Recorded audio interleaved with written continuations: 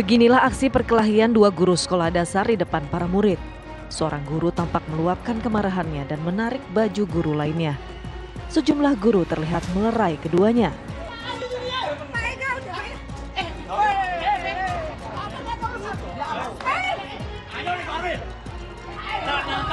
Belakangan terungkap peristiwa perkelahian tersebut terjadi di SDN 1 Kaloran Temanggung.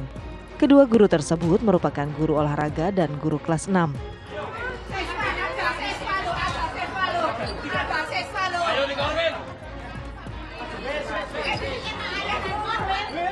Menurut kepala sekolah, perkelahian terjadi pada tanggal 1 Oktober 2024 lalu usai upacara Hari Pancasila lantaran terjadi kesalahpahaman.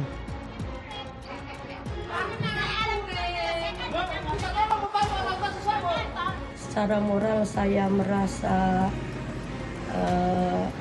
resah karena itu sangat memalukan seorang pendidik yang peristiwa itu dilaksanakan di depan siswa-siswi. Aksi kurang terpuji tersebut tak patut dipertontonkan kedua guru di depan murid-muridnya. Pihak sekolah telah melaporkan kejadian tersebut ke Korwil Kecamatan dan Dinas Pendidikan Temanggung.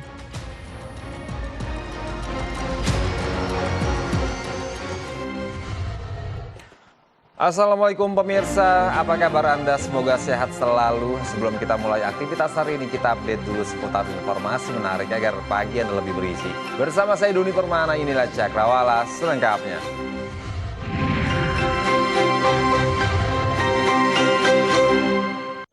Pemirsa, truk ugal-ugalan di Geraha Raya Tangerang Selatan menyebabkan belasan kendaraan rusak dan 3 orang terluka.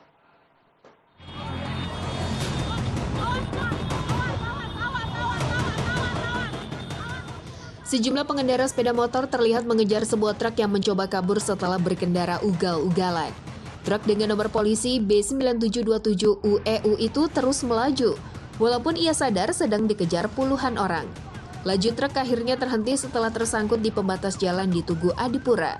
Tanpa kenal ampun, sang supir pun menjadi sasaran amukan massa yang geram dengan ulah sang supir.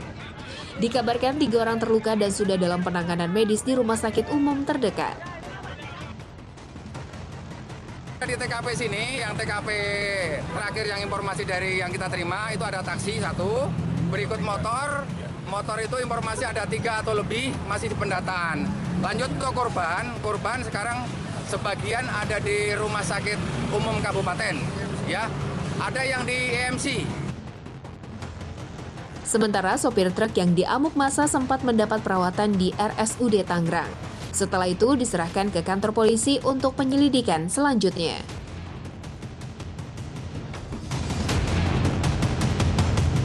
Pemirsa, isak tangis keluarga pecah saat menyambut kedatangan jenazah anggota DPRD Maluku Tengah yang menjadi korban jembatan roboh pada Rabu kemarin. Dalam insiden ini, korban meninggal dunia bertambah menjadi 8 orang serta 11 korban luka. Isak tangis keluarga dan kerabat tak terbendung saat jenazah korban anggota DPRD Maluku Tengah Maluku Andan Teja Nurbati tiba di rumah duka.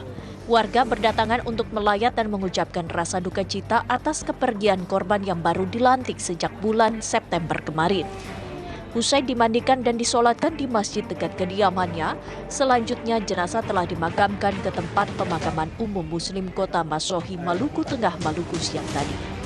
Selain anggota DPRD Maluku Tengah, Ketua Tim Pemenang Paslon nomor urut 3 Andi Munaswir, yakni Ruslan Hurasan, juga merupakan korban meninggal dunia saat insiden jembatan roboh. Sementara korban tewas bertambah menjadi 8 orang dari sebelumnya tercatat 7 orang meninggal dunia. Selain itu, korban luka berat dan luka ringan menjadi sebanyak 11 orang. Rombongan almarhum bersama-sama dengan pasangan calon bupati Andi Munaswir Pinatu Telekta melakukan konsolidasi di Pulau Hatta kemarin, dan saat itu terjadi penjemputan rombongan paslon Andi Munaswir dan Pinatu Telekta, dan ketika rombongan berada di atas jembatan, di saat itu juga jembatan secara tiba-tiba ambruk jatuh dan menyebabkan kecelakaan bagi kurang lebih sekitar 11 orang yang mengalami kecelakaan. dan beberapa di antaranya meninggal dunia. Sebelumnya, warga daerah Pulau Banda, Kabupaten Maluku Tengah, Maluku, melakukan penyambutan rombongan kampanye dari salah satu kandidat calon Bupati Maluku Tengah yang melakukan kunjungan pada Rabu sore kemarin. Saat rombongan melintasi jembatan, tiba-tiba jembatan Pulau Hatta ambruk. Warga langsung mengevakuasi seluruh korban ke Rumah Sakit Daerah Banda Naira, Kabupaten Maluku Tengah, Maluku untuk mendapatkan perawatan medis. Dan penyebab jembatan ambruk masih dalam pemeriksaan, namun dugaan sementara akibat banyaknya massa di atas jembatan.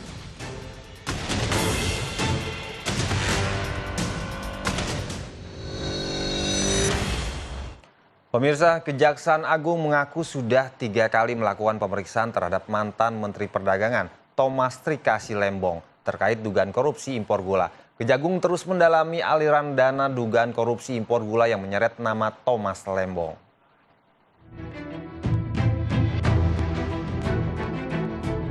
Kejaksaan Agung mengaku sudah 3 kali melakukan pemeriksaan terhadap mantan Menteri Perdagangan Thomas Trikasi Lembong sebelum ditetapkan sebagai tersangka kasus dugaan korupsi impor gula. Menurut Kepala Pusat Penerangan Hukum Kejaksaan Agung Harli Siregar, penyidikan perkara dimulai Oktober 2023. Selama 1 tahun, penyidik kejaksaan telah melakukan pengkajian, pendalaman, dan memeriksa sejumlah saksi, termasuk mantan Menteri Perdagangan Thomas Lembong. Bahwa penyidik terus melakukan penggalian, terus melakukan pengkajian, dan terus melakukan pendalaman terhadap bukti-bukti yang diperoleh. Ya, sekecil apapun bukti terkait ini terus dianalisis dan terus disandingkan dan diintegrasikan sehingga dapat disimpulkan bahwa terhadap perkara ini sesungguhnya telah terdapat bukti permulaan yang cukup. Terkait dengan pemeriksaan yang bersangkutan sejak kurun waktu 2023 sudah 3 kali diperiksa sebagai saksi dan kemarin tentu beliau dipanggil, yang bersangkutan dipanggil sebagai saksi dan setelah dilakukan pemeriksaan sebagai saksi, penyidik melakukan ekspos gelar perkara, kemudian menetapkan yang bersangkutan sebagai tersangka.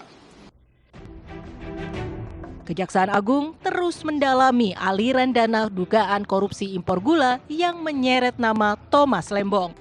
Izin impor gula yang diteken Thomas Lembong pada tahun 2015 lalu itu disinyalir merugikan negara hingga 400 miliar rupiah. Saat ini penyidik Kejaksaan Agung masih memerlukan keterangan tambahan dari 8 perusahaan yang terlibat dalam impor gula. Negara yang sudah disampaikan bahwa ini kan akan terus dihitung, ya, dihitung untuk pastinya seperti apa, dan mengenai aliran dana itu akan didalami juga, ya, apakah karena kalau kita lihat kan tersangka sebagai regulator, ya, bersama dengan dari PPI dan perusahaan-perusahaan itu. Nah, apakah ada misalnya di situ unsur aliran dana, tentu nanti akan terus didalami. Nanti itu sangat tergantung dari keterangan-keterangan, ya, yang akan dilakukan. Itu yang saya sebutkan tadi dari beberapa pihak, misalnya dari 8 perusahaan itu, ya kan dia mendapat keuntungan. Nah, apakah misalnya ada aliran dana terhadap siapa saja? Nah, itu nanti sangat tergantung dengan keterangan yang akan berkembang. Sebelumnya, Kejaksaan Agung menetapkan mantan Menteri Perdagangan Thomas Trikasi Lembong sebagai tersangka kasus dugaan korupsi impor gula saat ia masih menjabat sebagai Menteri Perdagangan pada tahun 2015-2016. Kejaksaan Agung kemudian langsung menahan Thomas Lembong di Rumah Tahanan Salemba Cabang Kejaksaan Negeri Jakarta Selatan. Thomas Lembong enggan bicara banyak soal penetapan dirinya sebagai tersangka kasus dugaan korupsi impor gula oleh Kejaksaan Agung.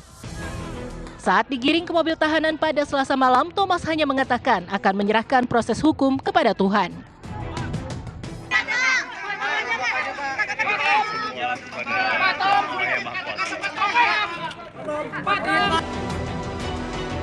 Kejaksaan Agung juga menetapkan Direktur Pengembangan Bisnis PT PPI berinisial CS sebagai tersangka. Thomas Lembong dan CS ditahan untuk 20 hari pertama. Thomas ditahan di Rutan Salemba, cabang Kejari, Jakarta Selatan, sementara CS ditahan di Rutan Salemba, cabang Kejaksaan Agung.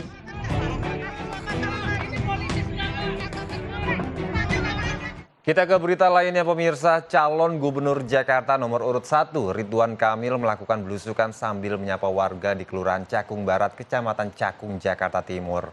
Sementara itu pasangan calon gubernur dan wakil gubernur Jakarta nomor urut 3 Pramono Anung dan Rano Karno berjanji akan membangun trek panjang untuk pesepeda yang memutari sekitar bandara.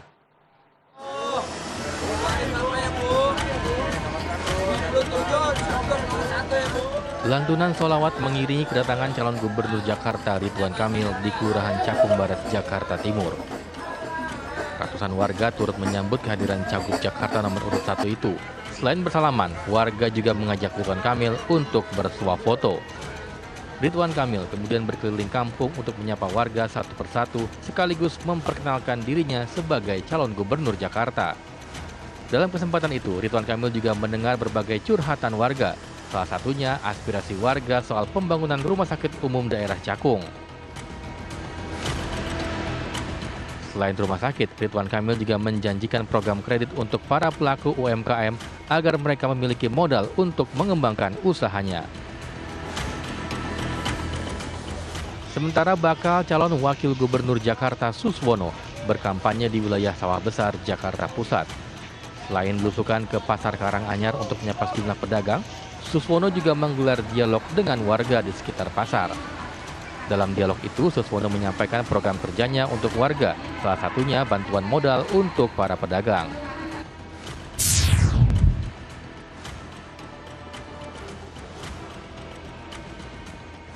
Relawan Pramono Rano atau Repro mendeklarasikan dukungannya di Tugu Kunskring Palais pada hari Rabu malam kepada pasangan Cagup Cawagup nomor urut 3 Pramono Anung Rano Karno. Tim Repro yang berlatar belakang pesepeda tersebut telah merancang program dukungan yang berkaitan dengan keseimbangan antara kesehatan tubuh dan jiwa. Dalam kesempatan itu, calon gubernur Jakarta nomor urut 3 Pramono Anung mengungkapkan jika dirinya terpilih, maka salah satu program untuk memfasilitasi masyarakat Jakarta yang memiliki hobi olahraga bersepeda, yakni dengan membangun trek panjang yang memutari sekitar bandara. Pemirsa, polisi menangkap Fauzan Fahmi, pria berusia sebagai tersangka pembunuhan disertai mutilasi terhadap perempuan berinisial SH yang jasadnya ditemukan tanpa kepala di Danau Muara Baru, Jakarta Utara. Pelaku merupakan teman dekat korban yang berprofesi sebagai tukang jagal hewan.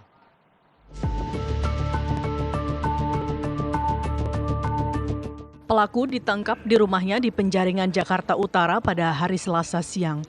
Fauzan merupakan teman dekat korban yang sehari-hari bekerja sebagai tukang jagal hewan. Berdasarkan pengakuan pelaku, pisau yang digunakan untuk memutilasi korban merupakan pisau yang biasanya dipakai untuk memotong hewan saat ia bekerja. Usai memutilasi korban, pelaku membungkus jasad korban dengan karung dan membuangnya ke laut.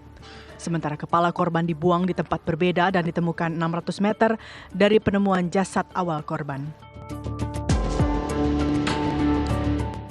Tersangka FF ini membunuh korban dengan memotong kepala korban dengan pisau yang juga sebagai alat, karena tersangka ini bekerja sebagai tukang potong hewan, ya, kambing dan sapi atau jagal, ya. Gerak-gerik mencurigakan pelaku di malam diduganya terjadi pembunuhan dan mutilasi terekam dalam kamera CCTV. Pelaku terlihat membawa karung besar dari rumahnya dan melewati sebuah gang sempit. Para tetangga mengaku tidak curiga karena pelaku merupakan tengkulak ikan yang kerap kali membawa karung besar ke rumahnya. Ya kayaknya karung ya yang didorong-dorong pakai gerobak. Berapa orang itu, Bu? Kayaknya 2 orang, depan sama belakang.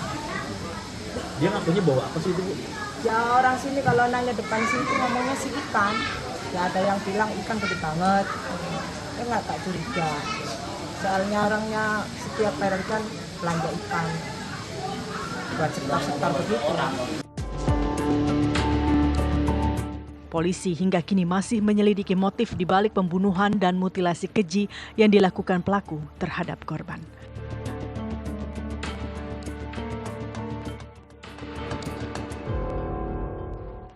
Innalillahi wa inna ilaihi roji'un. Turut berduka cita yang sedalam-dalamnya atas kepergian dua sosok juru kamera senior handal TV One, Alwan Syahmidi dan Marwan. Berikut ini kenangan dengan juru kamera Alwan Syahmidi dan Marwan. Semoga Allah melapangkan jalan kalian yang gugur dalam tugas. Insya Allah syahid.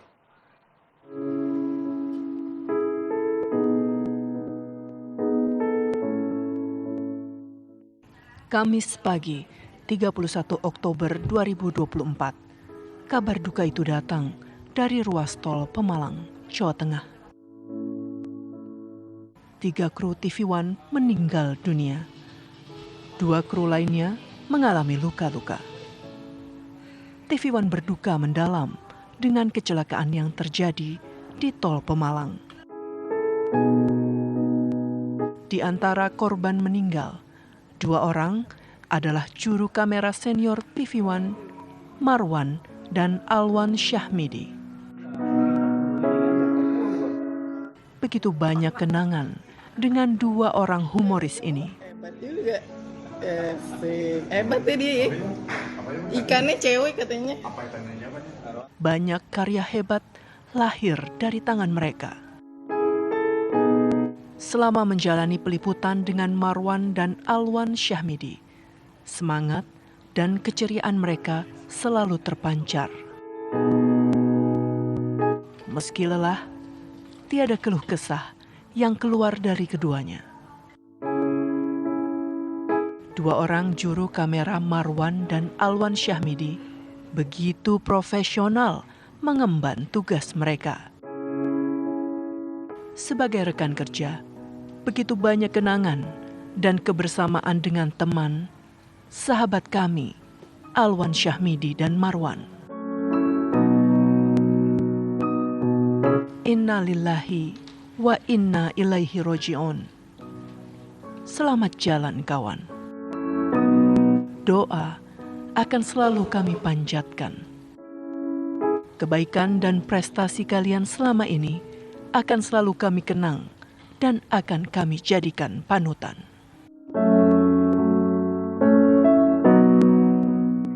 Dan kepada yang berpulang, khususnya keluarga besar TV One, saya mengaturkan duka cita mendalam. Mudah-mudahan yang bersangkutan husnul khotimah, keluarga yang ditinggalkan diberi kesabaran dan ketabahan. Amin. Mudah-mudahan tidak ada lagi kecelakaan yang serupa dimanapun adanya. Insya Allah mudah-mudahan Allah berikan keselamatan buat kita semua. Sekali lagi mari kita doakan yang wafat dari kru TV One 3 orang. Insya Allah semuanya husnul khotimah.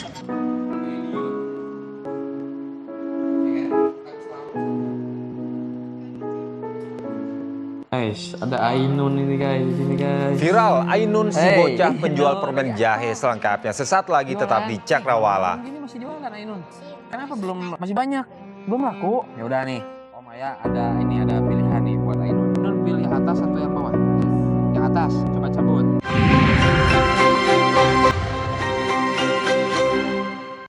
Terima kasih Anda masih menyaksikan Cakrawala bersama saya Doni Permana. Pemirsa, berbagai peristiwa telah mengemuka dari berbagai penjuru tanah air di sepanjang hari ini.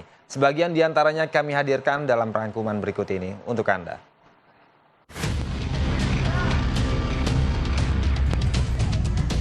Korban jiwa dalam insiden pohon tumbang di perkemahan Pramuka Kabupaten Labuhan Batu kini bertambah menjadi 2 orang.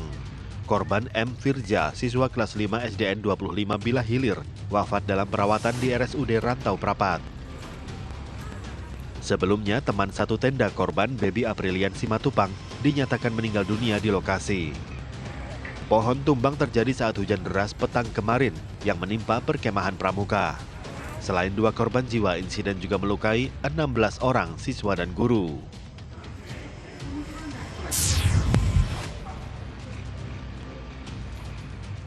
Seorang polisi gadungan ditangkap aparat Polsek Wiyung, Surabaya, Jawa Timur. Pemuda nganggur berinisial RA dilaporkan pacarnya setelah menggelapkan perhiasan emas dan uang tunai. Tersangka mengaku sebagai anggota Intel Polda Jawa Timur berpangkat Bribtu. Kepada aparat, tersangka mengaku sudah menjual gelang emas di pasar Blauran dan menilap ratusan ribu rupiah uang pacarnya.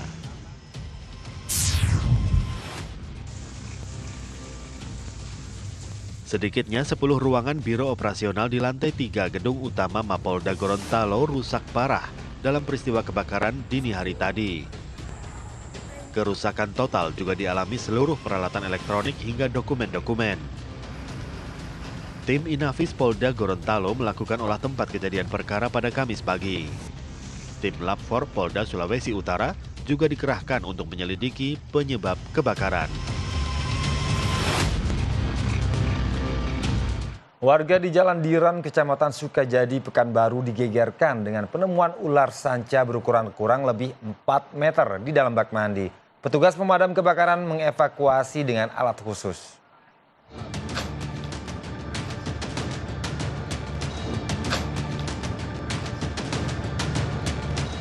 Ular sanca berukuran kurang lebih 4 meter ditemukan warga di dalam bak mandi. Warga yang hendak mandi disontak berlari keluar dan juga melaporkan peristiwa tersebut ke petugas pemadam kebakaran Kota Pekanbaru.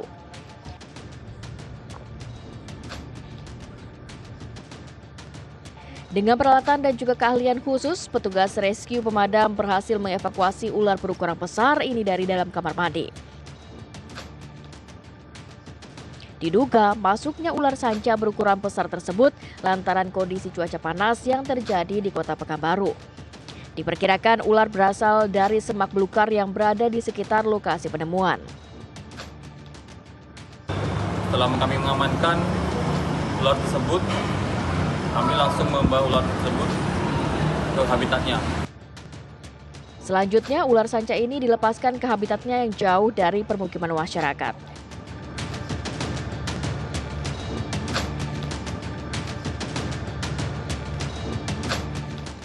Dunia pendidikan kembali dihebohkan dengan sebuah video viral berdurasi 17 detik. Dalam video tersebut terdapat siswa-siswi di ruang kelas dibiarkan tiduran dan bermain saat jam pelajaran. Selain itu, video juga tertulis mau negur takut dilaporkan polisi.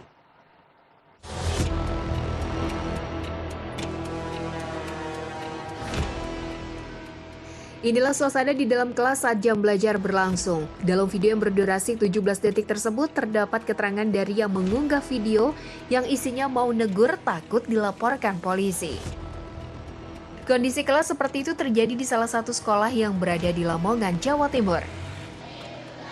Meskipun menyayangkan kondisi tersebut direkam dan disebarkan ke media sosial, kepala sekolah tidak akan memberikan sanksi kepada guru yang mengunggah video. Dan rata-rata memang begitu. Jadi kadang guru itu takut, mau marah itu ya takut, mau nyubit itu ya takut, sehingga kadang-kadang ada siswa yang seperti itu kadang ya tak banyak, kadang-kadang begitu. Nah, kedepannya kami berharap ya balance, tadi guru itu yang dapat perlindungan yang maksimal terkait dengan bagaimana mendidik anak. Kalau zaman dulu dengan sekarang beda betul.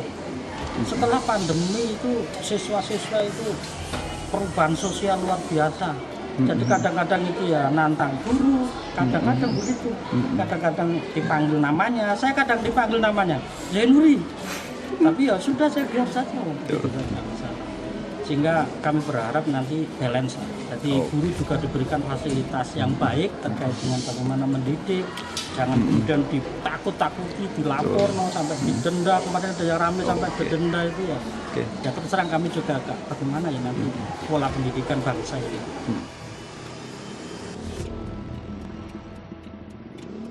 Para guru berharap kepada pemerintah agar guru diberi kepastian hukum agar tidak terjadi lapor-melapor antara guru dan murid.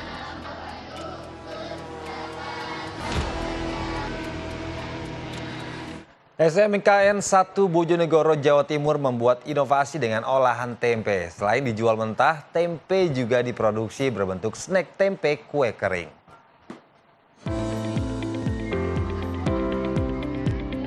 Inilah salah satu inovasi terbaru siswa IPAS SMKN 1 Bojonegoro dalam membuat tempe. Dengan cekatan, mereka mengolah kedelai menjadi tempe yang dibungkus dengan daun jati. Selain dijual mentah, tempe juga diproduksi sebagai snack tempe kue kering. Ya ada berbeda karena di sini kita memakai produk kedelai asli yang murni, tidak ada campuran. Kita udah membuat stik tempe, itu juga udah lumayan buat kita bisa menambah keuntungan dari tempe. Sekali produksi 5 kg kedelai berkualitas dengan modal sekitar Rp100.000 bisa menghasilkan 250 pieces tempe mendoan dengan beromset Rp210.000 per satu sigma. Kegiatan ini digelar dengan wujud membentuk siswa mandiri. Ya pemirsa, Ainun, bocah penjual permen jahe di kawasan Braga, Bandung viral lantaran sempat bercerita saat hendak pulang usai berjualan bersama ibunya dibawa petugas Dinsos untuk dibawa ke karantina selama 1 minggu. Dan pemirsa, kami segenap kru Cakrawalan TV mengucapkan bela sungkawa yang mendalam atas kecelakaan yang menimpa teman-teman kami di TV One. Semoga amal ibadah almarhum diterima di sisi Allah serta keluarga yang ditinggalkan diberi kesabaran. Akhir kata, saya Doni Permana pamit undur diri, tetap semangat dan wassalamualaikum. Guys, ada Ainun ini guys di sini guys. Hey, Ainun lagi apa? Jualan. Malam-malam gini masih jualan Ainun. Kenapa belum masih banyak? Belum laku? Ya udah nih. Inilah sosok Ainun, siswi kelas 1 SD di Kota Bandung yang rela menghabiskan waktu bermainnya